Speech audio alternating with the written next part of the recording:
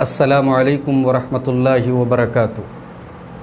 الحمدللہ رب العالمین والصلاة والسلام علی سید الانبیاء والمرسلین وعلی آلہ وصحبہ اجمعین ومن تبعہم بإحسان الی یوم الدین، اما بعد۔ معزز ناظرین، عزیز طلباء اور طالبات، عقیدہ کورس کا یہ آج کا 5واں ایپیسوڈ ہے اور ڈاکٹر شفیق الرحمان کی کتاب تجدید ایمان کی روشنی میں ہمارا یہ عقیدہ کورس چل رہا ہے۔ آج کے اس ایپیسوڈ میں ہم اس کتاب کے دو اہم چیپٹرز، ایک وفات النبی صلی اللہ علیہ وسلم اور اس کے بعد حقیقت وسیلہ، اور پھر تیسرا چیپٹر ہے طاغوت، ان تینوں چیپٹرز کو ہم انشاءاللہ کور کریں گے۔ تو آئیے شروع کرتے ہیں۔ آج کا جو سب سے پہلا سوال ہمارے سامنے ہے کہ ہمیشہ زندہ رہنے والی ذات کون سی ہے؟ اس سوال کا جواب بالکل واضح ہے، کلیئر ہے کہ ہمیشہ زندہ رہنے والی، ہمیشہ سے اور ہمیشہ، یعنی ہمیشہ جو ذات ہمیشہ سے ہے اور ہمیشہ رہے گی، اگر ایسی کوئی ذات ہے تو وہ صرف اللہ کی ہے۔ ہم آیت الکرسی میں پڑھتے ہیں، سورۃ البقرہ کی آیت نمبر 255 میں اللہ تعالیٰ فرماتا ہے اللہ لا الہ الا هو الحی القیوم، اللہ وہ ہے جس کے سوا کوئی معبود نہیں اور جو زندہ ہے اور جو ساری کائنات کو قائم رکھنے والا اور خود قائم ہے۔ اسی طریقے سے سورہ رحمان کی آیت نمبر 26 اور 27 میں اللہ نے فرمایا کل من علیہا فان ویبقى وجہ ربک ذو الجلال والاکرام، کہ کائنات میں جتنی چیزیں ہیں، جتنی مخلوقات ہیں، سب کو فنا ہونا ہے، اگر کوئی باقی رہے گا تو تیرے رب کا جلال اور اکرام والا چہرہ باقی رہے گا۔ دوسرا سوال آج کا یہ ہے کہ کیا اللہ کے نبی صلی اللہ علیہ وسلم کے اوپر بھی موت طاری ہوئی، کہ آپ کی بھی وفات ہوئی، آپ کا بھی انتقال ہوا؟ تو جی ہاں، آپ صلی اللہ علیہ وسلم کو اللہ تعالیٰ نے دنیا میں، آپ پیدا ہوئے، اللہ تعالیٰ نے آپ کو پیدا کیا، آپ پیدا ہوئے آمنہ کے گھر میں، عبد المطلب آپ کے دادا تھے، عبداللہ آپ کے والد تھے، 63 سال کی عمر آپ نے گزاری، اور اس کے بعد 12 ربیع الاول سن 11 ہجری کو آپ کی وفات ہوئی۔ آپ کی وفات پر صحابہ کرام بہت پریشان ہوئے اور بہت سارے معاملات سامنے آئے۔ صحیح بخاری کی 3667 اور 3668، 3667 اور 3668 نمبر کی روایت ہے۔ حضرت عائشہ رضی اللہ تعالیٰ عنہ کہتی ہیں کہ جب اللہ کے رسول صلی اللہ علیہ وسلم کی وفات ہوئی تو اس وقت حضرت ابو بکر جو تھے وہ مقام سنہ میں تھے، مدینہ سے کچھ دوری پر ایک جگہ تھی، سنہ نام کی ایک جگہ، وہاں پر آپ تھے۔ فقام عمر، تو حضرت عمر کھڑے ہو گئے اور کہنے لگے واللہ ما مات رسول اللہ صلی اللہ علیہ وسلم، اللہ کی قسم اللہ کے رسول کو موت نہیں آئی ہے، آپ کا انتقال نہیں ہوا ہے۔ اور حضرت عمر نے یہ بھی کہا کہ اس وقت میرے دل میں یہی بات بیٹھی ہوئی تھی، اور حضرت عمر نے یہ بھی کہا کہ وَلَيَبْعَثَنَّهُ اللَّهُ فَلَا يَقْطَعَنَّ أَيْدِيَ رِجَالٍ وَأَرْجُلَهُمْ، کہ اللہ تعالیٰ اپنے رسول کو دوبارہ بھیجے گا اور آپ آ کر کے ان لوگوں کے ہاتھ اور پیر کاٹ ڈالیں گے جو آپ صلی اللہ علیہ وسلم کے بارے میں یہ عقیدہ رکھتے ہیں کہ آپ کو موت آ چکی ہے، آپ کی وفات ہو چکی ہے۔ اما عائشہ کہتی ہیں فجاء ابو بکر، پھر جب حضرت ابو بکر آئے، فکشف عن رسول اللہ صلی اللہ علیہ وسلم، تو انہوں نے اللہ کے رسول صلی اللہ علیہ وسلم کے جسم سے چادر کو ہٹایا، فقبلہ، اور اللہ کے رسول کو چوما اور کہا کہ بِأَبِي أَنْتَ وَأُمِّي طِبْتَ حَيًّا وَمَيْتًا، میرے ماں باپ آپ پر قربان ہوں، آپ زندگی میں بھی پاکیزہ تھے اور موت کے بعد بھی آپ پاکیزہ ہیں۔ وَالَّذِي نَفْسِي بِيَدِهِ لَا يُذِيقُكَ اللَّهُ الْمَوْتَتَيْنِ أَبَدًا، اس ذات کی قسم جس کے ہاتھ میں میری جان ہے، اللہ تعالیٰ آپ کو دو موت نہیں دے گا۔ اس کے بعد حضرت ابو بکر نکلے اور حضرت عمر سے کہا کہ ایو الحالف علی رسلک، اے قسم کھانے والے، تھوڑا سوجھ بوجھ سے اور تھوڑا سنجیدگی سے کام لو، سکون سے کام لو۔ فلما تکلم ابو بکر، اور پھر اس کے بعد حضرت ابو بکر جو ہے مسجد میں آ کر کے خطبہ دینے لگے، تو حضرت عمر بیٹھ گئے۔ حضرت ابو بکر نے اس خطبے میں اللہ تعالیٰ کی حمد و ثنا بیان کی، اور اس کے بعد کہا کہ الا من کان یعبد محمدا فإن محمدا قد مات، کہ جو محمد صلی اللہ علیہ وسلم کی عبادت کرتا تھا وہ یہ سن لے کہ محمد صلی اللہ علیہ وسلم کو موت آ چکی ہے۔ ومن کان یعبد اللہ، اور جو اللہ کی عبادت کرتا تھا فإن اللہ حی لا یموت، وہ یہ جان لے کہ اللہ تعالیٰ زندہ ہے، اس کو موت آنے والی نہیں ہے۔ اس کے بعد حضرت ابو بکر نے قرآن کی آیت پڑھی انک میت وانہم میتون، اے نبی آپ کو بھی موت آنے والی اور یہ لوگ بھی مرنے والے ہیں۔ اور اس کے بعد یہ آیت پڑھی وما محمد الا رسول قد خلت من قبلہ الرسل، محمد صلی اللہ علیہ وسلم ایک رسول ہے، آپ سے پہلے بھی رسول گزرے ہیں۔ افإن مات او قتل، اگر وہ ان کو موت آ جائے یا وہ قتل کر دیے جائیں، انقلبتم علی اعقابکم، تو کیا تم اپنی ایڑیوں کے بل پلٹ جاؤ گے؟ ومن ينقلب علی عقبیہ فلن یضر اللہ شیئا، اور جو اپنی ایڑیوں کے بل پلٹ جائے تو وہ اللہ تعالیٰ کا کچھ بھی بگاڑ نہیں سکتا۔ تو یہ تمام آیتیں حضرت ابوبکر صدیق نے پڑھیں اور اس کے بعد لوگ رونے لگے، اور صحیح بخاری کی دوسری روایت میں 1241 کے اندر یہ الفاظ ہیں کہ لوگوں کو ایسا لگا کہ جیسے یہ آیتیں آج نازل ہو رہی ہیں۔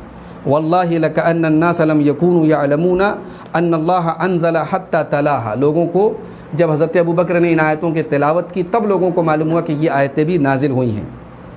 فتلقاها منہ الناس، تو لوگوں نے یہ آیتیں حضرت ابوبکر سے سننے کے بعد اس کو یاد کر لیا، سیکھ لیا۔ فما یسمع بشر الا تلہا، اور ایک دوسرے کو سنانے بھی لگے۔ گویا تمام صحابہ نے یہ بات حضرت ابوبکر کے اس خطبے کے بعد، جن کے دل میں ذرا سا شک و شبہ بھی تھا وہ بھی ختم ہو گیا، اور سب کو اس بات پر یقین آ گیا کہ اللہ کے پیارے رسول صلی اللہ علیہ وسلم کی وفات ہو چکی ہے، اب آپ دنیا سے تشریف لے جا چکے ہیں۔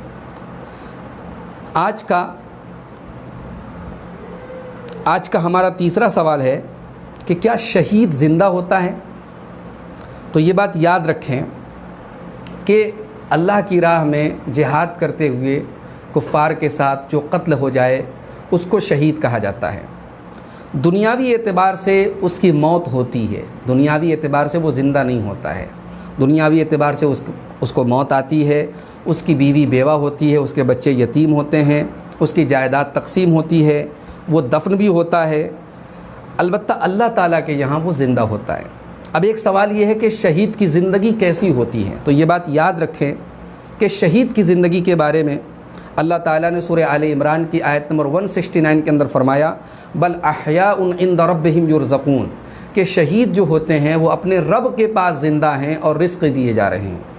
اسی طریقے سے سورہ بقرہ کی آیت نمبر 154 میں اللہ تعالیٰ نے فرمایا بل احیاء ولکن لا تشعرون، شہید جو ہو گئے اللہ کی راہ میں وہ زندہ ہیں لیکن ان کی زندگی کا تمہیں شعور نہیں ہے۔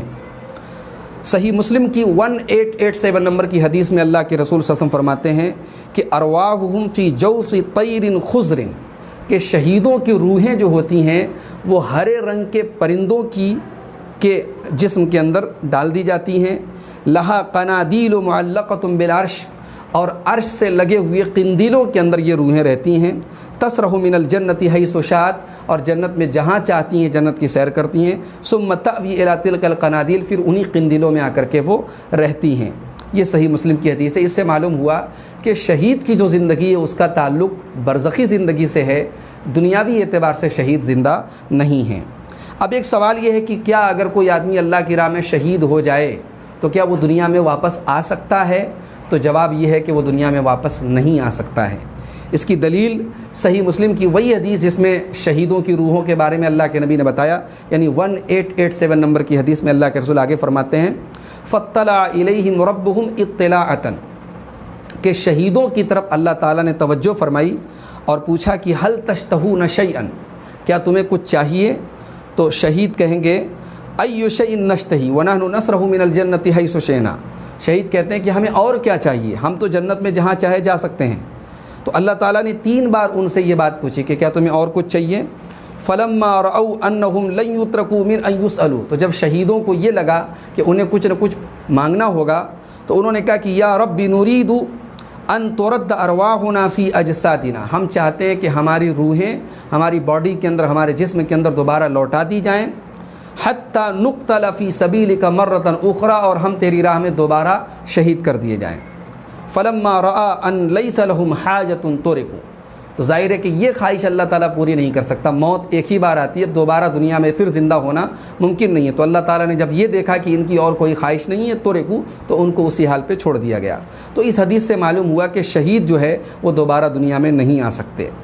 ایک سوال یہ ہے کہ کیا شہید دنیا میں آ کر کے اس کے ساتھ جو آخرت میں معاملہ ہو رہا ہے یا برزخ میں جو معاملہ ہو رہا ہے، جو اس کی برزخی زندگی میں اس کے ساتھ جو ہو رہا ہے وہ بتا سکتا ہے اس کے بارے میں؟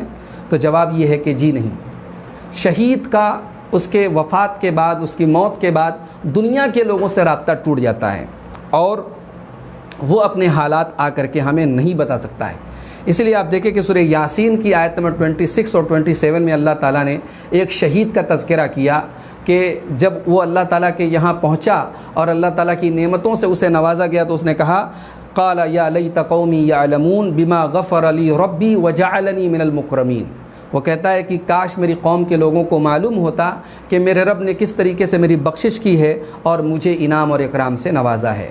تو یہ وہ حسرت اور افسوس کا اظہار کرتا ہے کہ کاش میں اپنی قوم کو بتا سکتا، یعنی بتا نہیں سکتا، تو لہٰذا شہید دنیا میں آ کر کے اپنے ساتھ ہونے والے حالات بھی بتا نہیں سکتا ہے۔ اس کے بعد محترم ناظرین ہم آتے ہیں اگلے چیپٹر کی طرف، جو ہے حقیقت وسیلہ۔ وسیلہ کس کو کہتے ہیں، وسیلہ سے ریلیٹڈ کچھ اہم باتیں ہم اس چیپٹر کے انڈر میں سیکھیں گے۔ سب سے پہلا سوال یہ ہے کہ جیسے ایک بادشاہ ہوتا ہے، بادشاہ سے ملنے کے لیے ہمیں بادشاہ کا جو پی اے ہوتا ہے یا بادشاہ کا جو منتری ہوتا ہے، جو وزیر ہوتا ہے، اس سے پہلے ہمیں ملنا ہوتا ہے، اس کا واسطہ لگانا ہوتا ہے، اس کا سورس لگانا ہوتا ہے، اس کے بعد ہمیں بادشاہ سے ہماری ملاقات ہوئی ہے، بادشاہ سے ہماری بات ہوتی ہے۔ تو کیا اللہ تعالیٰ سے بھی اگر ہمیں کوئی فریاد کرنی ہو، اللہ تعالیٰ سے کوئی دعا کرنی ہو، تو ہمیں پہلے کسی نبی کا، کسی ولی کا وسیلہ لگانا پڑے گا؟ تو یہ بات یاد رکھیں کہ دنیا کے جو بادشاہ ہوتے ہیں، اللہ تعالیٰ کی جو شان ہے، اللہ تعالیٰ کی شان بہت بالا تر ہے، اور دنیا کے بادشاہوں کے ساتھ اللہ تعالیٰ کی مثال نہیں دی جا سکتی۔ دنیا کے بادشاہوں کو اپنی حکومت چلانے کے لیے بہت سارے لوگوں کی ضرورت ہوتی ہے، بہت سارے لوگوں کا اس کے اوپر دباؤ ہوتا ہے، جو اس کے وزیر ہوتے ہیں، جو اس کے خاص لوگ ہوتے ہیں، وہ دباؤ ڈال کر کے اس سے اپنی بات منوا لیتے ہیں۔ یا کبھی کبھی ایسا ہوتا ہے کہ بادشاہ کو ان سے کوئی غرض ہوتی ہے، یا بادشاہ کو یہ ڈر ہوتا ہے کہ کہیں یہ لوگ سرکش نہ ہو جائیں۔ کبھی کبھی ان لوگوں نے کبھی بادشاہ پر احسان کیا ہوتا ہے، ان احسانات کا بدلہ چکانا ہوتا ہے، تو اس لیے بادشاہ ان کی سفارش کو قبول کرتا ہے۔ لیکن ظاہر ہے کہ یہ تمام باتیں اللہ تعالیٰ کے بارے میں سوچ بھی نہیں سکتے، اس کے بارے میں سوچنا بھی شرک اور کفر ہے۔ اسی لیے اللہ تعالیٰ نے سورہ بقرہ کی آیت نمبر 254 میں فرمایا یا ایھا الذین آمنوا انفقوا مما رزقناکم من قبل ان یأتی یوم لا بیع فیہ ولا خلۃ ولا شفاعہ۔ اے ایمان والو، ہم نے تم کو جو روزی دی ہے اس میں سے خرچ کرو اس دن کے آنے کے پہلے جس دن نہ تو کوئی سودا ہوگا، نہ تو کوئی دوستی کام آئے گی، ولا شفاعہ، اور نہ کوئی سفارش کام آئے گی، والکافرون هم الظالمون، اور اس دن کافر لوگ ہی حقیقت میں ظالم ہیں۔ اب یہاں ایک سوال ہے کہ کیا قیامت کے دن کچھ لوگ سفارش کریں گے؟ کون لوگ سفارش کریں گے؟ تو دیکھیے اللہ تعالیٰ نے سورہ نبا کی آیت نمبر 38 میں فرمایا یوم یقوم الروح والملائکۃ صفا۔ قیامت کے دن روح الامین یعنی حضرت جبرائیل اور باقی تمام فرشتے صف بندی کے ساتھ کھڑے ہوں گے، صف لگا کر کے کھڑے ہوں گے، لا یتکلمون، وہ بات نہیں کریں گے، الا من اذن له الرحمن، سوائے اس کے جس کو اللہ بولنے کی اجازت دے گا، وقال صوابا، اور وہ بات بھی درست کہے گا، تو وہ اللہ کی بارگاہ میں بول سکتا ہے۔ اسی طریقے سے آیت الکرسی میں سورہ بقرہ کی آیت نمبر 255 میں ہم پڑھتے ہیں من ذا الذی یشفع عندہ الا باذنہ، کہ کون ہے جو اللہ کی بارگاہ میں کسی کی شفاعت کر سکے مگر اللہ کی اجازت سے۔ تو معلوم ہوا کہ اللہ کی بارگاہ میں اللہ کے نبی یا اللہ کے فرشتے اگر شفاعت کریں گے بھی تو اللہ تعالیٰ کی اجازت سے کریں گے۔ اسی لیے آپ دیکھیں کہ ہمارے پیارے نبی صلی اللہ علیہ وسلم سب سے پہلے قیامت کے دن آپ شفاعت کریں گے، اور آپ کس طریقے سے شفاعت کریں گے؟ صحیح بخاری کی 4712 اور صحیح مسلم کی 194 نمبر کی حدیث ہے۔ اللہ کے نبی فرماتے ہیں کہ جب لوگ آپ کے پاس شفاعت کے لیے آئیں گے تو آپ صلی اللہ علیہ وسلم شفاعت کرنے کے لیے تیار ہوں گے، فَأَنْطَلِقُ فَآتِي تَحْتَ الْعَرْشِ، اللہ کے رسول کہتے ہیں کہ میں چلوں گا اور میں عرش کے نیچے آؤں گا، فَأَقَعُ سَاجِدًا، اور میں سجدے میں گر جاؤں گا اپنے رب کی بارگاہ میں، ثم یفتح اللہ علیہ من محامدہ وحسن الثناء علیہ، پھر اللہ تبارک و تعالیٰ میرے اوپر اپنی حمد و ثنا کے ایسے الفاظ میرے ذہن میں ڈالے گا، ایسے الفاظ کھولے گا لم یفتح علی احد قبلی، کہ وہ الفاظ مجھ سے پہلے کسی پر کھولے نہیں گئے۔ ثم یقال، پھر جب میں اللہ کی بارگاہ میں سجدہ کرتے ہوئے اللہ تعالیٰ کی وہ حمد و ثنا کروں گا تو اللہ تعالیٰ کہے گا یا محمد ارفع راسک، اے محمد صلی اللہ علیہ وسلم سر اٹھائیے، سل تعطا، آپ مانگیے آپ کو دیا جائے گا، وشفع تشفع، اور آپ شفاعت کیجیے آپ کی شفاعت قبول کی جائے گی۔ تو معلوم ہوا کہ قیامت کے دن ہمارے نبی صلی اللہ علیہ وسلم بھی اللہ تعالیٰ کی اجازت کے بعد شفاعت کریں گے۔ ایک سوال یہ ہے کہ یہ شفاعت کیا ہر ایک کے بارے میں ہوگی؟ جی نہیں، اللہ کے رسول صلی اللہ علیہ وسلم قیامت کے دن جو شفاعت کریں گے وہ انہی لوگوں کے حق میں ہوگی جن کے حق میں اللہ تعالیٰ اجازت دے گا۔ اسی لیے اللہ تعالیٰ کہتا ہے سورہ سبا کی آیت نمبر 23 کے اندر کہ وَكَم مِّن مَلَكٍ فِي السَّمَاوَاتِ لَا تُغْنِي شَفَاعَتُهُمْ شَيْئًا، کہ کتنے آسمان میں فرشتے ہیں کہ ان کی شفاعت کوئی فائدہ نہیں پہنچائے گی إِلَّا مِن بَعْدِ أَن يَأْذَنَ اللَّهُ لِمَن يَشَاءُ وَيَرْضَىٰ، مگر جب اللہ تعالیٰ اجازت دے دے گا اور اس کے حق میں ان کی شفاعت قبول کی جائے گی جس کے حق میں اللہ تعالیٰ چاہے گا اور اللہ راضی ہوگا۔ اسی طریقے سے سورہ انبیاء کی آیت نمبر 28 میں اللہ تعالیٰ نے فرمایا کہ وَلَا يَشْفَعُونَ إِلَّا لِمَنِ ارْتَضَىٰ، کہ اللہ کے فرشتے نہیں شفاعت کریں گے مگر اسی کے لیے جس سے اللہ تبارک و تعالیٰ راضی ہوگا۔ اسی طریقے سے صحیح مسلم کی 199 نمبر کی حدیث میں اللہ کے پیارے نبی فرماتے ہیں کہ لِكُلِّ نَبِيٍّ دَعْوَةٌ مُسْتَجَابَةٌ، ہر نبی کو اللہ تعالیٰ نے ایک دعا ایسی دی کہ اس کو قبول کرنے کی اللہ تعالیٰ نے گارنٹی لی۔ فَتَعَجَّلَ كُلُّ نَبِيٍّ دَعْوَتَهُ، ہر نبی نے اپنی دعا کو جلدی سے استعمال کر لیا۔ وَإِنِّي اخْتَبَأْتُ دَعْوَتِي، لیکن اللہ کے نبی نے اپنی دعا کو چھپا کر کے سنبھال کر کے رکھا ہے۔ شفاعتاً لِأُمَّتِي يَوْمَ الْقِيَامَةِ، اللہ کے نبی کہتے ہیں کہ میں قیامت کے دن اپنی امت کے لیے شفاعت کروں گا اسی دعا کے ذریعے۔ اس کے بعد اللہ کے نبی کہتے ہیں فَهِيَ نَائِلَةٌ إِن شَاءَ اللَّهُ مَن مَاتَ مِنْ أُمَّتِي لَا يُشْرِكُ بِاللَّهِ شَيْئًا، کہ قیامت کے دن میری شفاعت ان لوگوں کو نصیب ہوگی، میری امت کے وہ لوگ شفاعت پائیں گے جو اللہ تعالیٰ کے ساتھ شرک کیے بغیر دنیا سے جائیں گے۔ گویا مشرک اور کافر کے لیے شفاعت قبول نہیں کی جائے گی۔ لہٰذا حضرت نوح علیہ السلام کا جو بیٹا ڈوب گیا، جو کافر ہو گیا، اس بیٹے کے حق میں حضرت نوح کی شفاعت قبول نہیں کی جائے گی۔ حضرت ابراہیم کی اپنے باپ آزر کے حق میں شفاعت قبول نہیں کی جائے گی۔ حضرت لوط علیہ السلام کی اپنی کافر بیوی کے حق میں شفاعت قبول نہیں کی جائے گی۔ اور ہمارے پیارے نبی صلی اللہ علیہ وسلم اپنے چچا ابو طالب کے بارے میں شفاعت نہیں کریں گے۔ کافر اور مشرک کے حق میں کوئی شفاعت قبول نہیں کی جائے گی۔ ایک سوال یہ ہے کہ دنیا میں دنیاوی معاملات میں ہم زندہ لوگوں کی شفاعت کر سکتے ہیں کہ نہیں؟ تو یاد رکھیے کہ دنیاوی امور میں ہم زندہ لوگوں سے سفارش کروا سکتے ہیں، کوئی حرج کی بات نہیں ہے۔ اللہ کے پیارے نبی صلی اللہ علیہ وسلم کی حدیث ہے، صحیح بخاری کی 1432 اور صحیح مسلم کی 2627 نمبر کی حدیث ہے، آپ نے فرمایا اشفعوا تؤجروا، لوگوں کی سفارش کیا کرو تمہیں اجر ملے گا۔ اور اللہ تعالیٰ نے سورہ نساء کی آیت نمبر 85 میں فرمایا من یشفع شفاعۃ حسنۃ یکن لہ نصیب منہا، کہ جو بھلائی کے لیے سفارش کرے گا اس کو اس کا حصہ ملے گا۔ ومن یشفع شفاعۃ سیئۃ یکن لہ کفل منہا، اور جو برائی کے لیے کسی کی سفارش کرے گا اس کو بھی اس کا حصہ ملے گا، یعنی اس کا عذاب اس کا گناہ اس کو ملے گا۔ ایک اہم سوال یہ ہے کہ اللہ تعالیٰ نے سورہ مائدہ کی آیت نمبر 35 میں فرمایا کہ یا ایھا الذین آمنوا اتقوا اللہ وابتغوا الیہ الوسیلہ، اے ایمان والو اللہ سے ڈرو اور اللہ کی بارگاہ میں وسیلہ تلاش کرو۔ تو یہاں وسیلہ سے کیا مراد ہے؟ تو یہ بات یاد رکھیں کہ وسیلہ کہتے ہیں وہ چیز جس کے ذریعے کسی کا قرب حاصل کیا جائے، کسی کی نزدیکی حاصل کی جائے۔ تو جو چیز کسی چیز تک پہنچنے کا ذریعہ ہو اس کو وسیلہ کہتے ہیں۔ اس آیت میں وسیلہ سے کیا مراد ہے؟ جو اس آیت کی جو تفسیر صحابہ نے کی ہے، جو سلف نے کی ہے، وہ یہ ہے کہ ہم نیک اعمال کے ذریعے، اپنے ایمان کے ذریعے، اپنے تقوی کے ذریعے ہم اللہ تعالیٰ کا تقرب حاصل کریں۔ اسی لیے علامہ ابن کثیر رحمۃ اللہ علیہ اس آیت کی تفسیر میں حضرت قتادہ رحمۃ اللہ علیہ کا قول نقل کرتے وہ کہتے ہیں کہ اس آیت کا مطلب ہے تقربوا الیہ بطاعتہ والعمل بما یرضیہ، کہ تم اللہ تعالیٰ کا تقرب حاصل کرو، اللہ کا قرب حاصل کرو اللہ کی اطاعت کے ذریعے اور اللہ کو راضی کرنے والے عمل کے ذریعے۔ تو معلوم ہوا کہ وسیلہ سے مراد وہ قربت ہے جو ایمان، تقوی اور نیک عمل کے ذریعے حاصل ہوتی ہے، نہ کہ وسیلہ کا مطلب ہے کہ اللہ کے نبیوں کو، اللہ کے ولیوں کو ہم وسیلہ بنا کر کے ان کے ذریعے ہم دعا کریں۔ اب یہاں ایک اہم سوال یہ ہے کہ وسیلہ میں ہم دعا جب کرتے ہیں تو دعا میں ہم کس کس چیز کا وسیلہ لگا سکتے ہیں، کس کس چیز کو ہم بطور وسیلہ دعا میں پیش کر سکتے ہیں؟ تو آئیے دیکھتے ہیں۔ نمبر 1، سب سے پہلی چیز جو ہم اپنے دعا میں وسیلہ کے طور پر پیش کر سکتے ہیں کہ کسی نیک اور صالح انسان کو جو باحیات ہو، جو زندہ ہو، اس کی دعا کو ہم بطور وسیلہ استعمال کر سکتے ہیں۔ اس کی دلیل کیا ہے؟ ترمذی کی 3475 نمبر کی حدیث ہے، حضرت بریدہ اسلمی کہتے ہیں کہ اللہ کے نبی صلی اللہ علیہ وسلم نے ایک آدمی کو سنا، وہ دعا کر رہا تھا اللہم انی اسألک بانی اشہد انک انت اللہ لا الہ الا انت الاحد الصمد الذی لم یلد ولم یولد ولم یکن لہ کفوا احد۔ معاف کیجیے، یہ وسیلہ کی پہلی قسم ہے کہ یعنی اللہ تعالیٰ کے اسم اعظم کا وسیلہ، اللہ تعالیٰ کے اسم اعظم کے وسیلے سے ہم دعا کر سکتے ہیں۔ تو حضرت بریدہ اسلمی کہتے ہیں کہ اللہ کے نبی نے ایک آدمی کو سنا کہ وہ یہ دعا کر رہا ہے کہ اے اللہ میں تجھ سے سوال کرتا ہوں بِأَنِّي أَشْهَدُ، میں اس وسیلے سے، اس واسطے سے تجھ سے دعا کرتا ہوں کہ میں گواہی دیتا ہوں انک انت اللہ، کہ تو اللہ ہے، لا الہ الا انت، تیرے سوا کوئی معبود نہیں، الاحد الصمد، تو ایک ہے، تو بے نیاز ہے، الذی لم یلد ولم یولد، نہ تو تیرا کوئی بیٹا ہے نہ تو کسی کا بیٹا ہے، ولم یکن لہ کفوا احد، اور نہ ہی تیرے برابر اور تیرا ہمسر کوئی ہے۔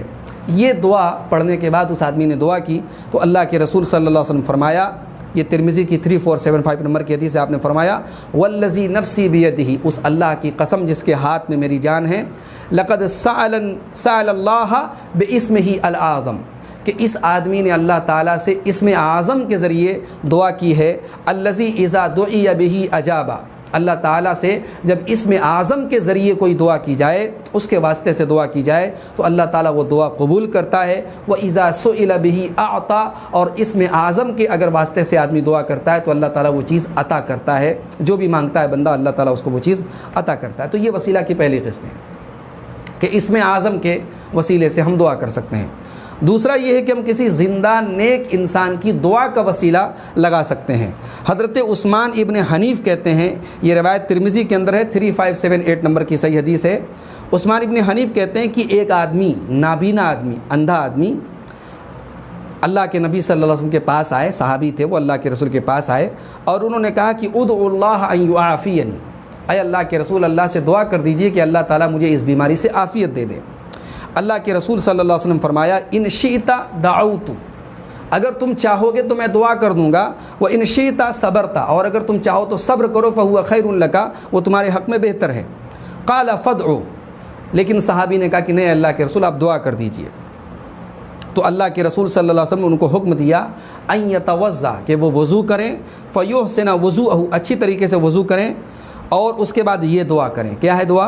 اللہم انی اسألک واتوجہ الیک بنبیک محمد النبی الرحمہ، اے اللہ میں تجھ سے سوال کرتا ہوں اور تیری بارگاہ میں متوجہ ہوتا ہوں تیرے نبی محمد صلی اللہ علیہ وسلم جو نبی رحمت ہیں ان کے ذریعے، انی توجہت بک الی ربی، اے محمد صلی اللہ علیہ وسلم میں آپ کے ذریعے اپنے رب کی طرف متوجہ ہوتا ہوں، فی حاجتی ہذہ، اپنی اس پریشانی میں، لتقضی، تاکہ میری یہ پریشانی، میری یہ حاجت پوری ہو جائے، میری پریشانی دور ہو جائے۔ اللہم فشفعہ فی، اے اللہ تو اپنے نبی صلی اللہ علیہ وسلم کی شفاعت میرے حق میں قبول فرما۔ ظاہر ہے کہ یہاں انہوں نے اللہ کے نبی صلی اللہ علیہ وسلم کی ذات کا وسیلہ نہیں لگایا بلکہ اللہ کے نبی کی دعا کا وسیلہ لگایا، یعنی اے اللہ کے نبی آپ بھی میرے حق میں دعا کر دیجئے اور آپ کی اس دعا کو میں اللہ کی بارگاہ میں وسیلہ بناؤں۔ اس کی دلیل یہ ہے کہ حضرت عمر فاروق کے دور میں جب قحط سالی میں صحابہ مبتلا ہوئے، قحط پڑ گیا، تو صحابہ نے حضرت عباس سے دعا کروائی، اللہ کے رسول صلی اللہ علیہ وسلم کے جو چچا تھے حضرت عباس سے دعا کروائی۔ اگر نبی کی ذات کا وسیلہ لگانا جائز ہوتا تو صحابہ اللہ کے رسول کی وفات کے بعد بھی اللہ کے رسول کی ذات کا وسیلہ لگاتے، لیکن صحابہ نے اللہ کے رسول کی وفات کے بعد رسول کے بجائے حضرت عباس کو سے دعا کرائی۔ وہ صحابہ کا یہ عقیدہ تھا کہ کسی کی ذات کا نہیں بلکہ دعا کا وسیلہ لگایا جاتا ہے۔ چنانچہ حضرت عمر کے دور میں جب قحط سالی پڑی تو جو دعا کی گئی، صحیح بخاری کی 1010 نمبر کی حدیث ہے، وہ حضرت عمر نے خود دعا کی۔ اس دعا کے الفاظ ہیں اللہم انا کننا نتوسل الیک بنبینا فتسقینا، اے اللہ ہم تجھ سے دعا کرتے تھے اپنے نبی کے ذریعے، اپنے نبی کے ذریعے ان کے واسطے سے ہم تجھ سے دعا کرتے تھے، فتسقینا، اور تو ہم پر بارش نازل فرماتا تھا، وَإِنَّا نَتَوَسَّلُ إِلَيْكَ بِعَمِّ نَبِيِّنَا، اور اے اللہ آج ہم اپنے نبی کے چچا کے واسطے سے اور ان کے ذریعے سے ہم دعا کرا رہے ہیں اور تجھ سے دعا کر رہے ہیں، فسقنا، تو اے اللہ تو ہم پر بارش نازل فرما۔ حدیث کے الفاظ ہیں۔ اس دعا کے بعد صحابہ کے اوپر بارش کا نزول ہوا اور قحط سالی دور ہوئی، بارش ہوئی۔ تو گویا کہ کسی نیک اور زندہ انسان سے دعا کرا سکتے ہیں، اس کی دعا کا وسیلہ لگایا جا سکتا ہے، کسی کی ذات کا وسیلہ لگانا جائز نہیں ہے۔ اور تیسرا جو وسیلے کی جو جائز شکل ہے، جو شریعت سے ثابت ہے، اللہ تعالیٰ کے ناموں کا وسیلہ، اللہ تعالیٰ کی صفات کا وسیلہ، اللہ تعالیٰ کے ایٹریبیوٹس کا وسیلہ، اللہ کے پیارے نبی صلی اللہ علیہ وسلم سے ایسا وسیلہ ثابت ہے۔ ترمذی کی 3524 نمبر کی حدیث ہے، اللہ کے نبی دعا کرتے تھے یا حی یا قیوم برحمتک استغیث، اے ہمیشہ زندہ رہنے والی اور قائم رہنے والی ذات، میں تیری رحمت کے واسطے سے تجھ سے مدد مانگتا ہوں۔ تو یہاں اللہ کے رسول صلی اللہ علیہ وسلم نے اللہ تعالیٰ کی صفت رحمت کے وسیلے سے اور واسطے سے دعا کی ہے۔ اسی طریقے سے جو چوتھی شکل ہے وسیلہ کی، کہ نیک اعمال کا وسیلہ لگایا جا سکتا ہے۔ بہت مشہور واقعہ ہے، صحیح بخاری کے اندر موجود ہے، صحیح مسلم کے اندر بھی موجود ہے۔ صحیح بخاری کی 5974، صحیح مسلم کی 2743 نمبر کی حدیث ہے کہ غار میں بنی اسرائیل کے 3 لوگ پھنس گئے تھے، اس میں سے ایک نے اپنے آپ کو بدکاری سے بچایا، اس کو اللہ کی بارگاہ میں وسیلہ بنایا۔ ایک نے اپنے ایک مزدور کی مزدوری کو کافی زمانے کے بعد جب وہ لوٹا اور اس سے اس نے جو کچھ کمایا تھا سب کے ساتھ اس کو دے دیا۔ اور تیسرے نے جو ہے اپنے بارے میں یہ بتایا کہ وہ دودھ دو کر کے آتا تھا اور والدین کے پہلے اپنے بچوں کو نہیں پلاتا تھا۔ والدین ایک دن آیا تو سو گئے تھے، اس کے باوجود اس نے پہلے والدین کے پہلے اپنے بچوں کو پلانا اس نے گوارا نہیں کیا۔ بچے رات بھر چیختے رہے، صبح ہو گئی لیکن پہلے والدین کو پلایا تب بچوں کو پلایا۔ تو ان تینوں نے اپنے اپنے نیک عمل کا وسیلہ لگا کر کے دعا کی۔ تو گویا اپنے نیک اعمال کو ہم دعا میں بطور وسیلہ پیش کر سکتے ہیں۔ اب ایک سوال یہ ہے کہ ہمارے نبی صلی اللہ علیہ وسلم کا وسیلہ اگر نہیں لگایا جا سکتا تو حضرت آدم کو جب جنت سے نکالا گیا تو انہوں نے اللہ کے رسول کا وسیلہ لگا کر کے دعا کیوں کی؟ ایسا کچھ حدیثوں میں کچھ روایتوں میں لوگ کہتے ہیں کہ ایسا بیان کیا جاتا ہے کہ حضرت آدم نے اللہ کے رسول کے وسیلے سے دعا کی، تو اس کی کہاں تک حقیقت ہے، یہ کتنا صحیح ہے؟ تو یہ بات یاد رکھیں کہ حضرت آدم نے جو دعا کی تھی جب انہوں نے جنت میں وہ درخت کھا لیا تھا، تو اس کے بعد انہوں نے جو دعا کی تھی وہ دعا واضح طور پر قرآن کے اندر اللہ نے بیان کی ہے۔ سورہ اعراف کی آیت نمبر 23 کے اندر کیا دعا تھی وہ؟ ربنا ظلمنا انفسنا وان لم تغفر لنا وترحمنا لنکونن من الخاسرین، کہ اے ہمارے رب، ہم نے اپنی جانوں پر ظلم کیا ہے اور تو نے اگر نہیں بخشا اور رحم نہیں کیا تو ہم خسارہ اٹھانے والوں میں سے ہو جائیں گے۔ لہٰذا یہی دعا ہے جو حضرت آدم اور حضرت حوا نے کی ہے۔ باقی اللہ کے رسول صلی اللہ علیہ وسلم کے نام کا وسیلہ لگا کر کے دعا کرنے کے بارے میں جو روایت بیان کی جاتی ہے وہ روایت موضوع ہے۔ علامہ ابن تیمیہ نے اور اسی طریقے سے علامہ صنعانی نے، علامہ البانی نے اور بہت سارے محدثین نے اس روایت کو موضوع قرار دیا ہے۔ اس کے اندر ایک راوی عبد الرحمن بن زید بن اسلم جو اپنے والد سے موضوع روایتیں بیان کرتا ہے۔ تو ایسی روایت جو موضوع ہو عقیدے کے باب میں تو امت کا پورا اتفاق ہے کہ ایسی روایت بالکل قبول نہیں کی جائے گی اور اس سے کوئی بھی عقیدہ ثابت نہیں ہوتا ہے۔ لہٰذا یہ کہنا کہ حضرت آدم علیہ السلام نے اللہ کے رسول صلی اللہ علیہ وسلم کے وسیلے سے دعا کی، یہ بالکل بھی صحیح نہیں ہے۔ محترم ناظرین، عزیز طلبہ اور طالبات، اب آج کے آخری چیپٹر کی طرف ہم آتے ہیں۔ طاغوت کا چیپٹر ہے، طاغوت کے بارے میں بنیادی باتیں بتائی جا رہی ہیں۔ سب سے پہلا سوال اس چیپٹر کا یہ ہے کہ انبیاء نے اپنی قوم کو کیا دعوت دی؟ انبیاء کی جو ان کی دعوت تھی، ان کے جو کامن ورڈز تھے وہ کیا تھے؟ تو یاد رکھیں کہ سورہ نحل کی آیت نمبر 36 میں اللہ تعالیٰ نے فرمایا وَلَقَدْ بَعَثْنَا فِي كُلِّ أُمَّةٍ رَسُولًا أَنِ اعْبُدُوا اللَّهَ وَاجْتَنِبُوا الطَّاغُوتَ، کہ ہر امت میں ہم نے ایک رسول بھیجا یہی حکم دے کر کہ اللہ کی عبادت کرو اور طاغوت سے بچو۔ گویا کہ ہر نبی نے اپنے دور میں جو بھی جن چیزوں کی عبادت کی جاتی تھی اللہ کے علاوہ، ان تمام چیزوں کے انکار کرنے کی بھی دعوت دی کہ اس کا انکار کرو اور اللہ کے اوپر ایمان لاؤ۔ ایک سوال ہے کہ کیا اللہ تعالیٰ پر ایمان لانا اور طاغوت کا انکار کرنا دونوں کے بیچ میں کوئی کنیکشن ہے؟ تو یہ بات یاد رکھیں کہ اللہ تعالیٰ کے اوپر ایمان کمپلیٹ ہو ہی نہیں سکتا ہے جب تک ہم طاغوت کا انکار نہ کریں۔ اللہ تعالیٰ نے سورہ بقرہ کی آیت نمبر 256 کے اندر فرمایا کہ فَمَن يَكْفُرْ بِالطَّاغُوتِ وَيُؤْمِن بِاللَّهِ فَقَدِ اسْتَمْسَكَ بِالْعُرْوَةِ الْوُثْقَىٰ لَا انفصام لَهَا، جو طاغوت کا انکار کرے اور اللہ پر ایمان لائے تو حقیقت میں اس نے بڑا مضبوط سہارا پکڑ لیا ہے جس کو کوئی توڑ نہیں سکتا، جو ٹوٹنے والا نہیں ہے۔ اسی طریقے سے صحیح مسلم کی 23 نمبر کی حدیث میں اللہ کے نبی صلی اللہ علیہ وسلم فرماتے ہیں من قال لا الہ الا اللہ، جس نے لا الہ الا اللہ کہا، وَكَفَرَ بِمَا يُعْبَدُ مِن دُونِ اللَّهِ، اور اللہ کو چھوڑ کر کے جن کی بھی عبادت کی جاتی ہے ان کا انکار کیا، حرم مالہ وَدَمُهُ، تو اس کا خون اور اس کا مال حرام ہو گیا، وَحِسَابُهُ عَلَى اللَّهِ، اور باقی اس کے دل کے اندر کیا ہے، اس کا حساب اللہ تعالیٰ کے ذمے ہے۔ تو گویا جان اور مال ایک مسلمان کا تب محفوظ ہوتا ہے جب وہ ان تمام معبودوں کا انکار کرے جو اللہ کے علاوہ جن کی عبادت کی جاتی ہے۔ طاغوت کا جب تک انکار نہ کرے تب تک اس کا ایمان مکمل نہیں ہوتا، اس کی جان اور مال محفوظ نہیں ہوتی۔ اب ایک اہم سوال یہ کہ طاغوت کہتے کس کو ہیں؟ تو یہ بات یاد رکھیں کہ طاغوت ہر اس چیز کو کہتے ہیں جس کو اللہ کے سوا جس کی عبادت کی جائے، اللہ کے سوا جس کو پوجا جائے، جس کی عبادت کی جائے اور وہ اپنی عبادت کرنے پر اور کرائے جانے پر خوش ہو، راضی ہو، اس کو طاغوت کہتے ہیں۔ تو لہٰذا معلوم یہ ہوا کہ اپنی عبادت اور اپنی الوہیت کے ہر جھوٹے دعوے دار کو طاغوت کہا جائے گا۔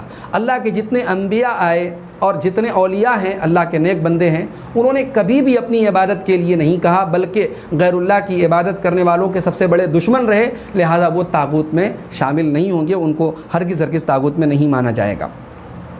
اب آج کے اس ایپیسوڈ کا آخری سوال یہ ہے کہ علماء جو ہوتے ہیں، علماء کی اطاعت کرنی چاہیے، علماء کی بات ماننی چاہیے، تو کیا علماء کی جو اطاعت ہے یہ انکنڈیشنل ہے؟ علماء کی ہر بات مانی جائے گی، ان کی غیر مشروط اطاعت کی جائے گی؟ جی نہیں، علماء کی غیر مشروط اطاعت نہیں کی جائے گی۔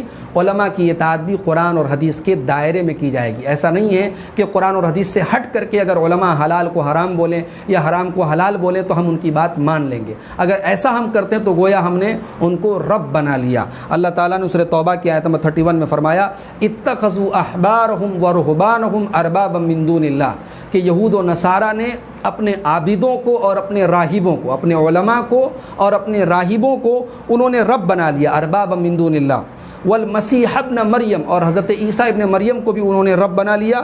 وما امروا الا لیعبدوا الہا واحدا، جبکہ انہیں حکم دیا گیا تھا کہ وہ عبادت کریں تو صرف ایک اللہ کی کریں، لا الہ الا ہوا، جس کے سوا کوئی معبود نہیں ہے، سبحانہ عما یشرکون، اور وہ ان کے شرک سے پاک ہے۔ تو گویا کہ علماء کو کہ ہر حلال کو حلال جاننا، جو قرآن و حدیث سے ہٹ کر کے اپنی خواہشات سے اگر وہ کسی چیز کو حرام بول دیں، کسی چیز کو حلال بول دیں، اس میں ہم ان کی اطاعت کریں تو گویا یہ چیز ان کو رب بنانے تک لے کر کے چلی جاتی ہے۔ اللہ تعالی ہم سب کی حفاظت فرمائے۔ تو آج کے اس ایپیسوڈ میں، جو آج کے ہمارے عقیدہ کورس کا 5واں ایپیسوڈ تھا، ہم نے تجدید ایمان جو کتاب ہے ڈاکٹر شفیق الرحمان کی، اس کے 3 چیپٹرز کو ہم نے کور کیا، وفات النبی، حقیقت وسیلہ اور طاغوت۔ ان تینوں چیپٹرز میں ہم نے بہت ساری اہم باتیں سیکھی، جیسے ہمیشہ زندہ رہنے والی ذات کون سی ہے، کیا اللہ کے نبی کو کیا اللہ کے نبی کو موت آئی، کیا شہید زندہ ہوتا ہے، شہید کی زندگی کیسی ہوتی ہے، کیا شہید دنیا میں آ کر کے اپنے ساتھ ہونے والے حالات کے بارے میں لوگوں کو بتا سکتا ہے، کیا جس طریقے سے بادشاہوں سے ملنے کے لیے وزیر کی ضرورت پڑتی ہے، کیا اللہ تعالیٰ سے ہمیں دعا کرنے کے لیے کسی نبی اور ولی کے وسیلے کی ضرورت پڑتی ہے، کیا قیامت کے دن لوگ سفارش کریں گے، کون کون سفارش کر سکتے ہیں، کس کے حق میں کر سکتے ہیں۔